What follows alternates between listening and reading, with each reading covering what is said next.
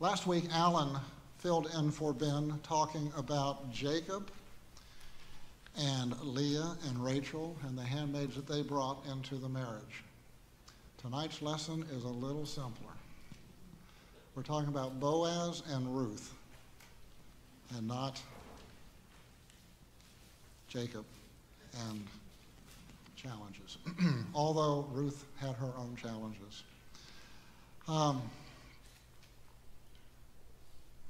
The handout that Ben provided to us has a couple of key concepts right at the top, and I want to emphasize those. We will be covering these in more detail toward the end of the class tonight, but the first one is a statement. It is possible to live a godly life when surrounded by wickedness.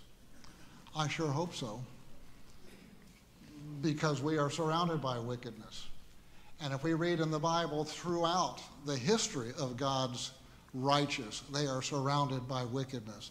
This is nothing new. We look at today's world and we think, ay, ay, ay, what is going on? It's not new. It is not new. And we will talk about this, as I said, expand on that a bit more a little bit later. And the second is the providence of God in a righteous couple's life. And I'm looking forward to that aspect of our discussion tonight. The providence of God in a righteous couple's life. Before we get into the study tonight and go through the questions that Ben has given you to prepare for tonight, I want to give us a little bit of background to make sure that we are understanding the time period that we're talking about and sort of the situation that the book of Ruth is set in, the setting for the book of Ruth. First of all, Moab. Moab plays a prominent role in the opening chapter of Ruth. Moab is a kingdom to the east of Jordan. You can see that in gray on the map. What is the origin of Moab? How did this kingdom come about? Does the Bible have anything to say about that? They're descendants of Lot's daughter. Okay. A reminder for the class, I am directionally challenged on sound. So when you're speaking, I'm going to be doing this, trying to find out.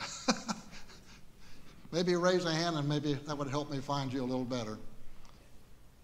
Something to do with hearing, I don't know. Following the destruction of Sodom, Lot was warned, left Sodom with his wife and 2 daughters.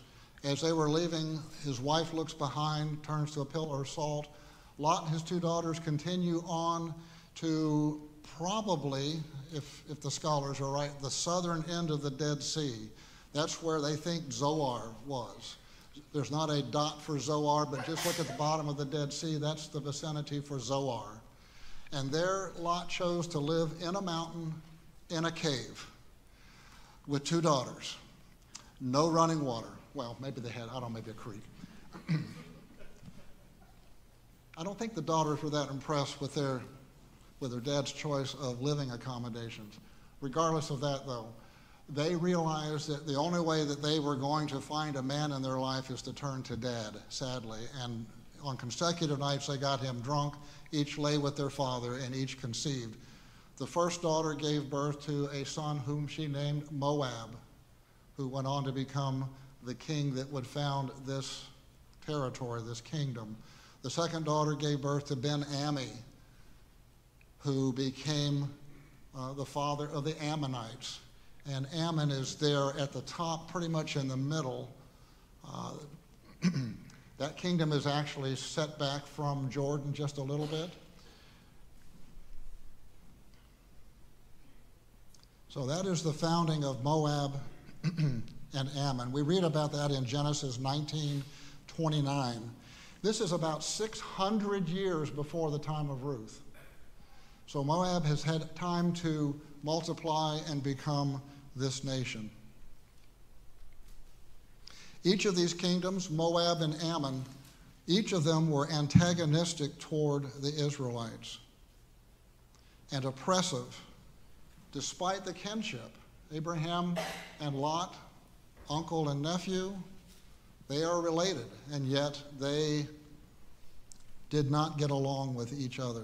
For Moab, that antagonism began even before Israel reached the Promised Land.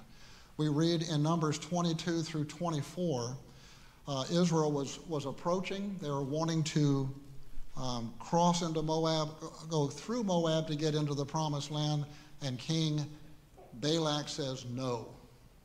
Not only did he say no, but he sought out a man of God named Balaam to come and curse Israel. And we know that story. Balaam didn't want to go, kind of wanted to go. God said, go, but speak what I tell you to speak. And despite all of Balak's pleadings, despite the sacrifices that Balak offered as Balaam commanded, when Balaam got ready to speak, he blessed Israel, much to Balak's consternation.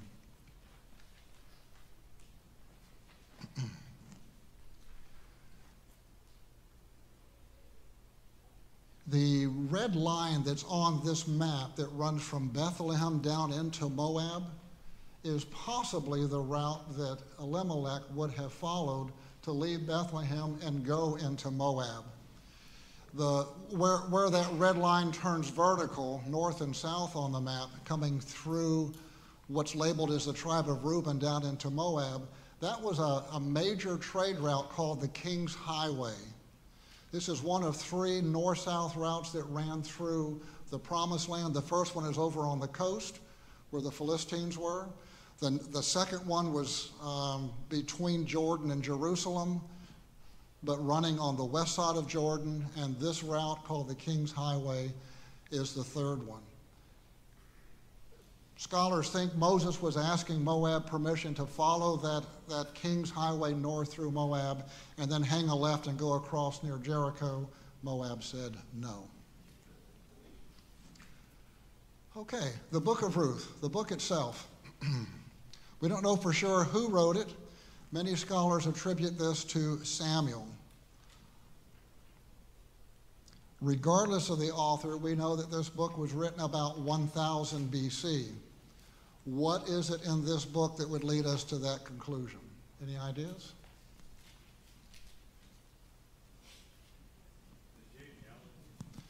The genealogies. The genealogies of who? Whom?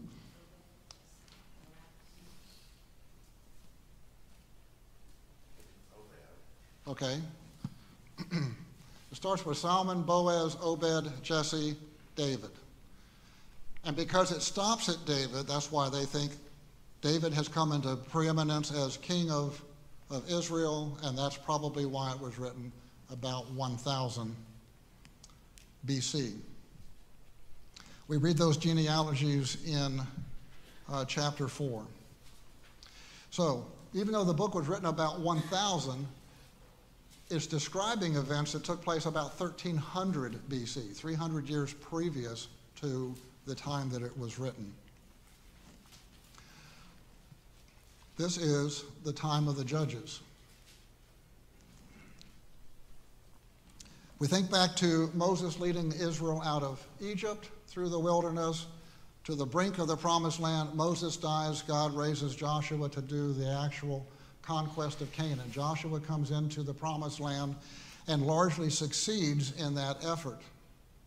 Following his death at the age of 110, which is quite an age for a military leader, I would imagine, which is about 1356 BC, we read in Judges 2 that not long after Joshua died, that a new generation arose in Israel that did not know the Lord, nor even the works of the Lord that he had done for Israel. Judges chapter 2, verse 10. And I had to think, how could that be possible? All the things that these people saw in the wilderness, the events in the conquest, how could parents not convey this clearly to their children? And yet, that's the situation that we're in. They don't know the Lord or his works the way that their parents did. That's a warning for us.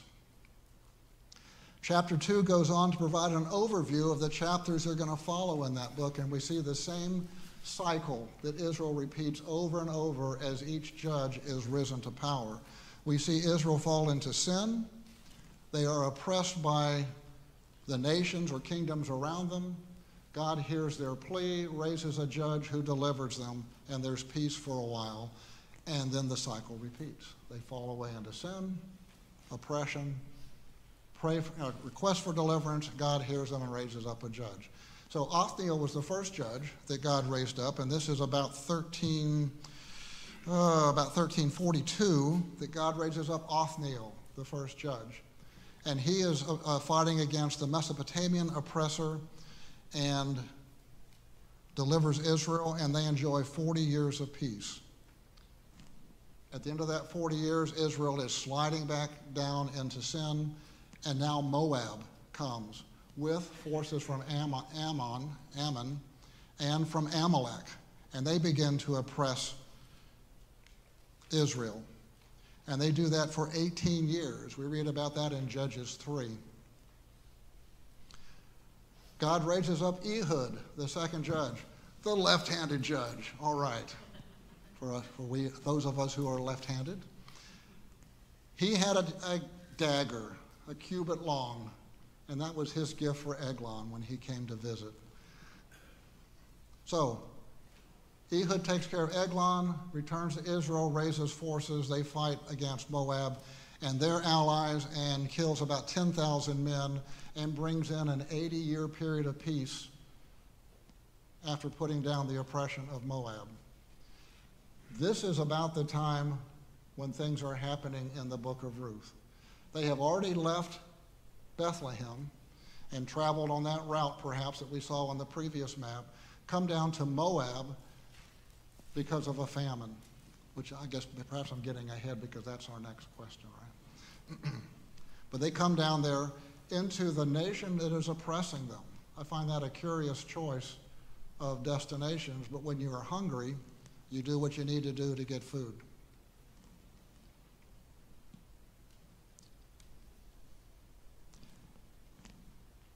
Ehud has defeated the forces of Moab. Peace has come back to Israel. Naomi hears that the famine is over, and perhaps that's part of the reason she decides to return to Bethlehem. It may be also that things aren't real comfortable for a Jew or a Hebrew, an Israelite, in the land of Moab after just having been defeated in battle.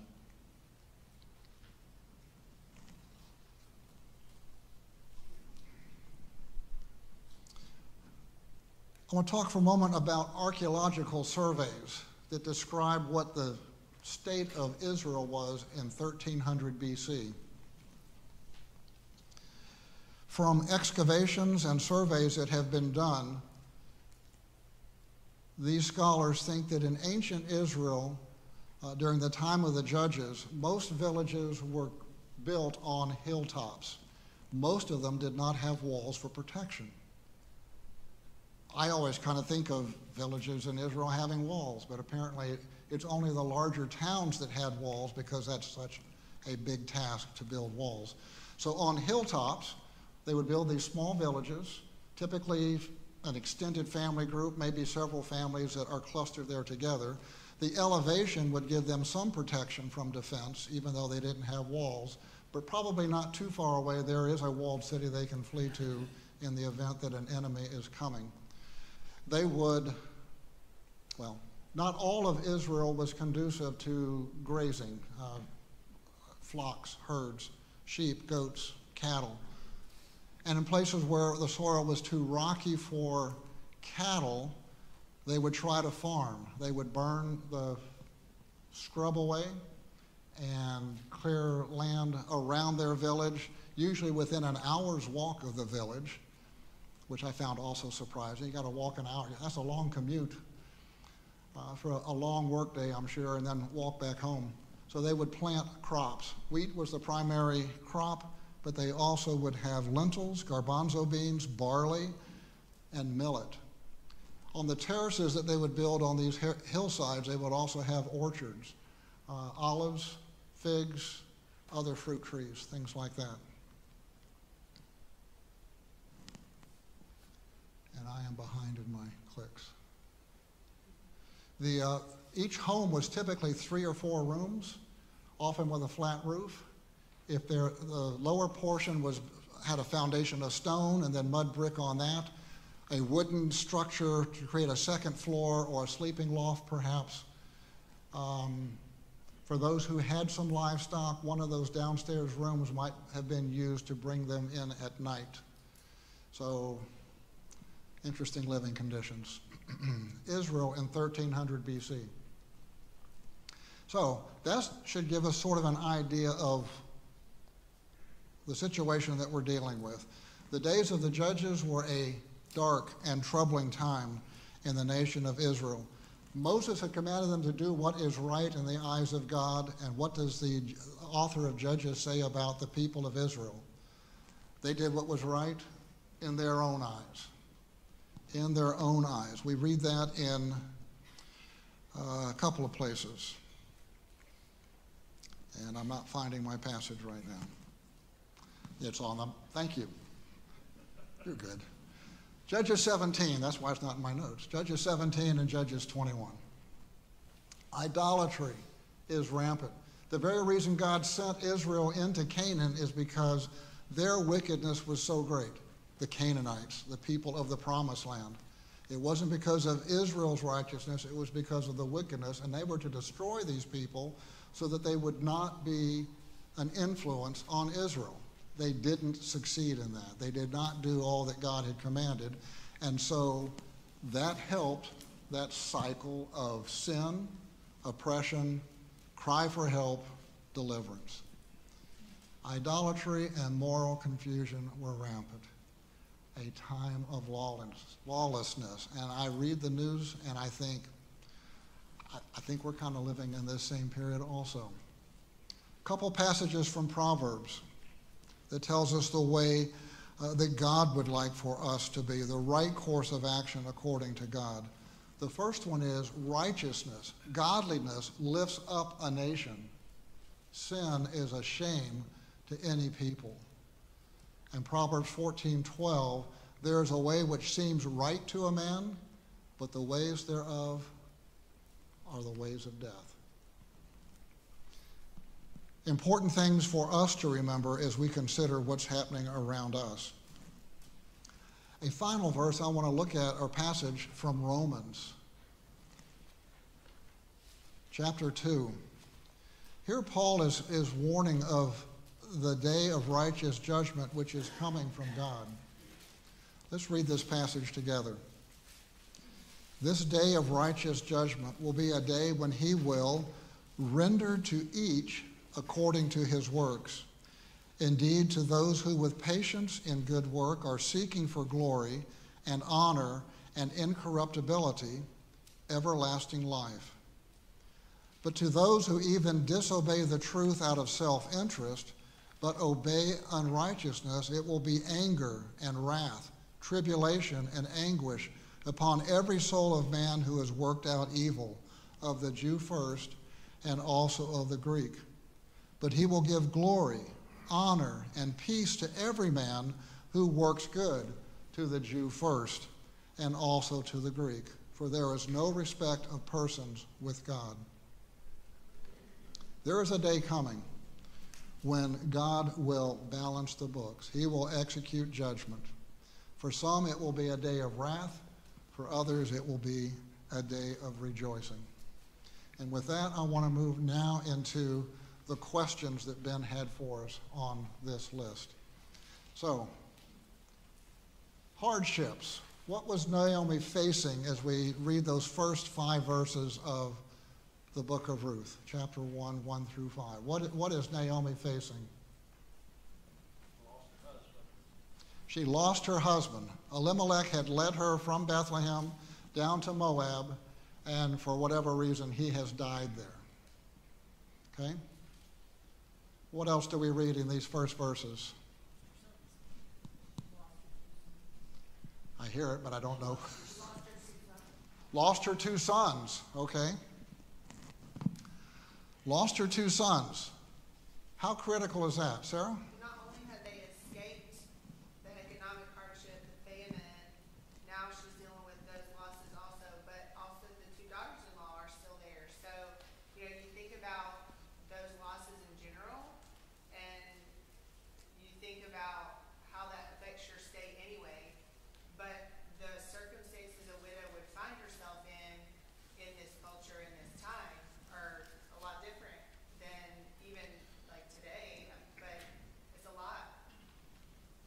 It is. There was not a welfare system to rely on. Naomi is not a native of Moab. There's no one there that she can really turn to for help. No one, unless it's the family that her sons have married into, maybe there might be some kindness shown to her. What other things, what other hardships is Naomi facing? Famine, okay. Famine was in Bethlehem. That's what caused her to move with Elimelech to Moab.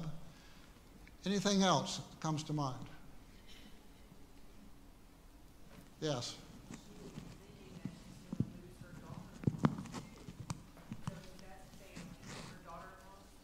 That she might be losing them? Okay. Because she was going to go back home? Okay. So I said that the thought of leaving her daughters-in-law behind could be a hardship for her, and I imagine that was a difficult thing. Here's the list that I came up with. Famine in Bethlehem. Moabite oppression was going on when they moved to Moab, but Ehud came in and brought peace to Bethlehem. The famine's over. Elimelech dies, major blow to Naomi. He's the breadwinner for the family. I don't know at what ages her sons were when Elimelech died, but at some point after his death, they marry, and they choose not Jewish women, because there weren't Jewish women there to choose from. They chose Moabite girls to marry. Would that have been a cause of concern for Naomi? I think so. I think so. We read about Samson, a later judge. His parents couldn't figure out why Samson kept being attracted to the Philistine women. Aren't the Jewish women?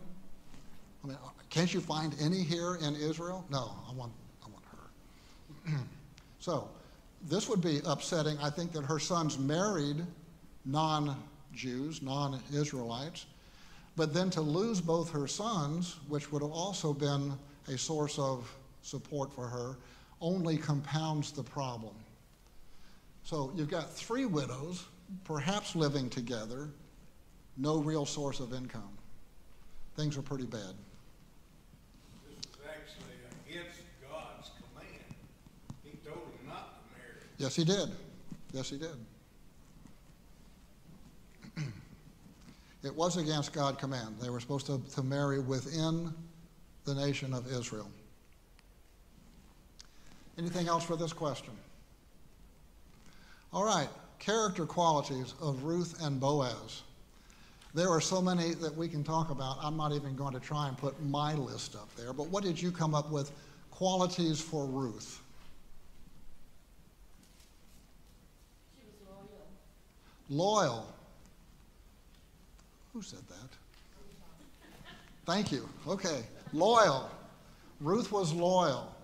Naomi pleaded with her, stay in Moab. This is where you are from. This is where your family is. Ruth said, no, I'm coming with you. What else? She was loving. Loving? That sounds like Wayne. Ruth is a loving woman. I don't know what the relationship she had with Naomi's sons, but it must have been a very good relationship for both Orpah and Ruth to want to come with Naomi. And it was only at her insistence that Orpah then said, okay, I'll go back home. But even that insistence did not turn Ruth from her intent to stay with Naomi and do what she could to provide for her mother-in-law. I'm sorry? Provide, okay. When she gets... Ruth is the provider. Yes. Right. Naomi is up in years. They get back to Bethlehem, and it's Ruth that goes out into the field to find food for her for Naomi and for herself. She wanted to follow God from what she saw in Naomi, because she said she wanted to follow Naomi because she was her mother-in-law, but then she said, "Your God will be my God." She wanted to do what Naomi was doing. Okay. There was something about Naomi's religious life that appealed to Ruth, and she wanted to be a part of that. Something different than what she was seeing in the way that Moab found gods and their acts of worship. There was something different that really appealed to Ruth. Thank you. I think that's an important one. She was servant-hearted. Servant-hearted And hardworking. and hardworking. Yes, indeed. Providing for her mother-in-law and working through a long day for the instance that is recorded for us in chapter 2, I think it is. Any other qualities for Ruth? Verse 20 says she was bitter.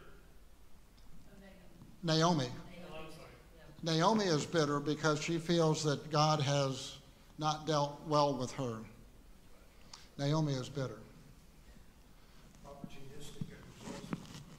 Yes, opportunistic and resourceful. I think both Ruth and Boaz become redeemers. So Ruth ends up having this child that redeems Naomi. Okay. And it says in the scripture she's better than 7 sons, which is Isn't that a nice thing to such a say? beautiful thing. And then Boaz goes through all the proper steps to redeem Okay. And their we'll- family and to redeem Ruth. Okay. We'll talk about Boaz in just a moment. Tim, did you have something? I would say Ruth is a woman of great gratitude. Yes, indeed. Yes, indeed. Very quickly, things that I noted for this. She promised to stay with Naomi, abandoning her own family, adopting Naomi's family and her faith. Determined to help Naomi, she sought sustenance for herself and Naomi. When she went to Boaz's field, she asked for permission to glean. Now, by law, the poor were allowed to come in and glean the edges of the fields. That was the law. But apparently, she asked permission to come in and do that because the workers tell Boaz that she had asked if she could glean in the field. She was very humble before Boaz. She was curious why he was being so kind to her. She expressed her appreciation for her kindness. She spent a full day working. She gathered 8 gallons of barley. Any idea, or I'm sorry, an ephah is what it says. An ephah of barley. I thought, wow, a whole ephah. I don't know what that means. So I looked up how much is an ephah, and they told me it's 10 omers. And I said, oh, great, now I got to find out what an omer is. Well, one omer was how much manna each person needed per day when they were in the wilderness. So 1 omer is enough food for a day. 8 gallons would give you 10 days worth of food. 10 days worth of food in one day's gathering. I think that's why Naomi was kind of surprised at how much she brought back. That's not the usual gleanings from a field. That's like you have raided the stash when the owner of the field's not looking. But of course we know that's not what happened. Ruth shared her efforts of the day. She heeded Naomi's advice about how to proceed in talking with Boaz about the Redeemer aspect. And when she left the morning after being there with Boaz that night, he poured more barley into her veil, and she came home with 3 more gallons. That's about another 4 days worth of food. So perhaps in a day and a night, she's come home with 11 gallons, almost 2 weeks worth of food. That's pretty amazing. Okay, Boaz. What do we know about Boaz? What qualities does he have? I'm sorry? He was wealthy and provided for the poor. Okay. Okay. He was wealthy. He was religious in that he was allowing gleaning to be done, and he was generous with what he had because he told Ruth, stay here in this field. And he told his workers, drop hands full of grain for her. Allow her to come in among the sheaves. She's not just restricted to the edges of the field. She can come wherever she wants and basically take what she wants. Very generous man. Other qualities for Boaz. He was very protective. Very protective. Of her. Very. You know the guy, you let her alone. Exactly. And that statement tells you a little bit about the condition of Israel at this time. If you have to tell your workers, there's a woman over here working the field and you keep your hands off of her, there's a reason why Boaz would say that. He's also being a noticer. He's noticed her. He knows who's in his field at any given day, any given time. He's not just like, I'll see y'all later, watch out for my stuff. Like, he's involved and he's being a good steward of his land and his people. Okay? He blesses the reapers. Okay? Again, an aspect of his religious side, his knowledge of God's word. I also talked about when he realized the status that he had with Ruth, being a near kinsman but not the nearest. He didn't waste any time, but he went right to work to resolve who was nearest and who was actually going to take care of Ruth and Naomi. And when that other nearer kinsman declined to marry Ruth and to buy her property, Boaz said, I got it. I'll take it from here. So, examples of providence in the lives of Ruth, Boaz, and Naomi. What do you see as God's providence on display here? The first field that she goes to glean in just happens to be the field of the Yes. Redeemer. I don't think there was a sign there that said Boaz's field. I don't know where it was in relation to where they were living, but she just happens to go to Boaz's field. Diane? Just the timing of the return, when they returned to Israel, it was the timing of the harvest. Okay. They arrived at a good time. The harvest was ripe. It was being harvested. So that's providence. Providence is that Ruth marries Naomi. You go back to that. Okay. In a sense, yes. Having married into this Jewish family in the first place could be an initial step, or an earlier step at least, in a series of providential events that we see here. What else do we see?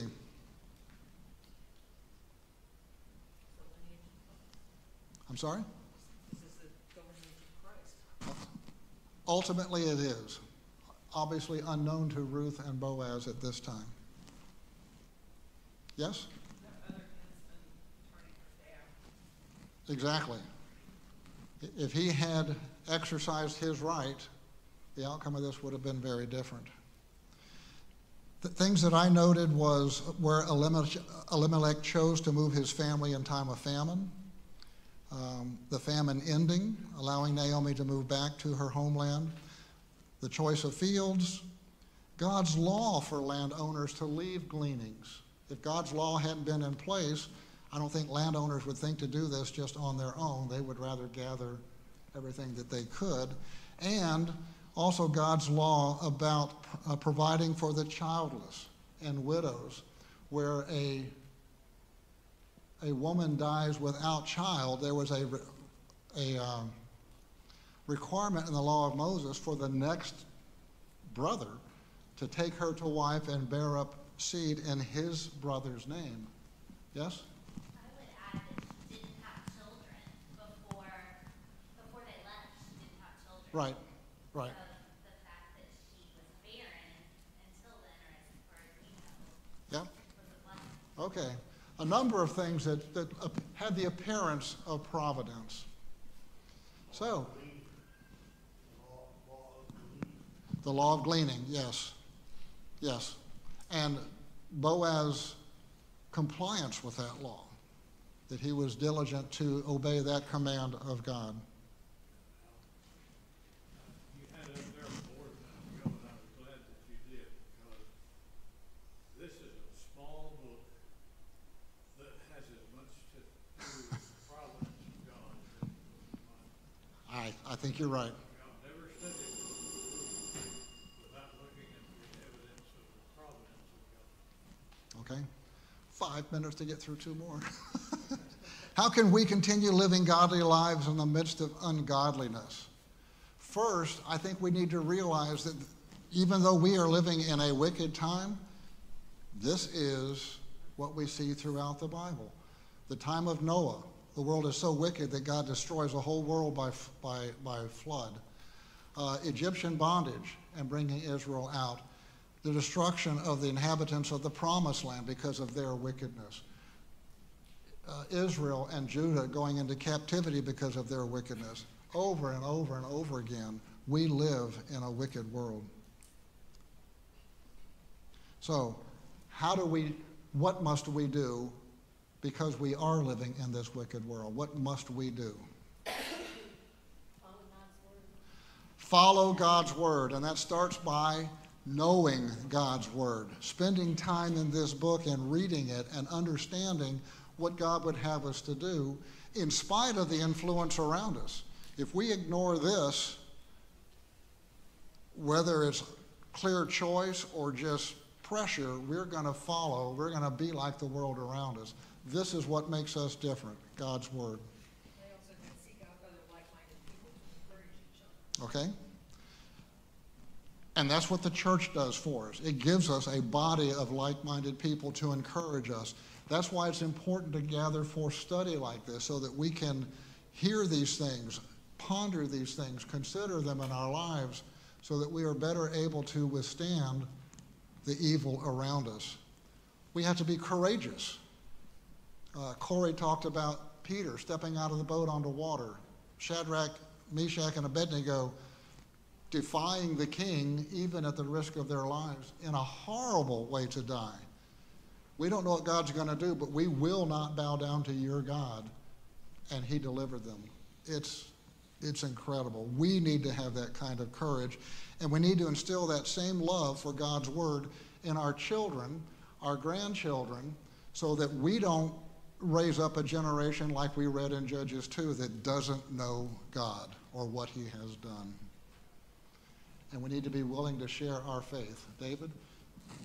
This goes back to Boaz and his wisdom about seeing that God was providentially controlling things when he told Ruth that you have come under the wings of my God. I love that passage. Today, we need to be wise enough to see the big picture of God is in control. Indeed. And trust in his protective wings over us. His promises are sure. Thank you. Just a couple minutes. How do we avoid an us versus them mentality? A few passages that I want to talk about. Sarah? I was just going to say, we have to remember that we struggle too, and that we're not immune to sin creeping in. So don't look at people like, oh, we're not part of you like we are. We just have to work to not be taken in by the world. Okay. 2 Peter 2, 7 through 9.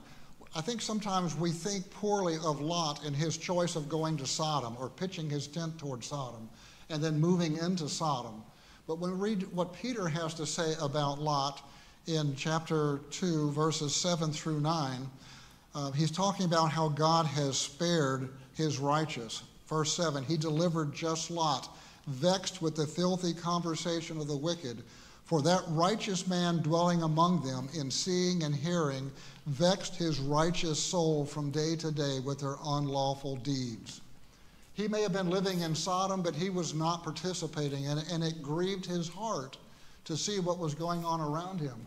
We need to feel that same grief when we see what's going on around us and have a desire to do something about it, to teach and tell others this is not God's way, and the ends of this are death.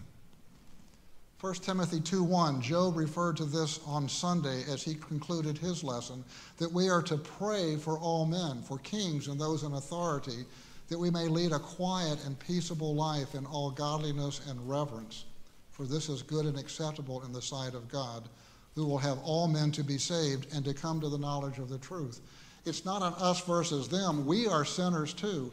Paul called himself the chief of sinners. We don't read about Paul and think of him as chief of sinners, but that's his viewpoint. And we need to realize that it's not us versus them. We are them, but by God's grace, who has cleansed us.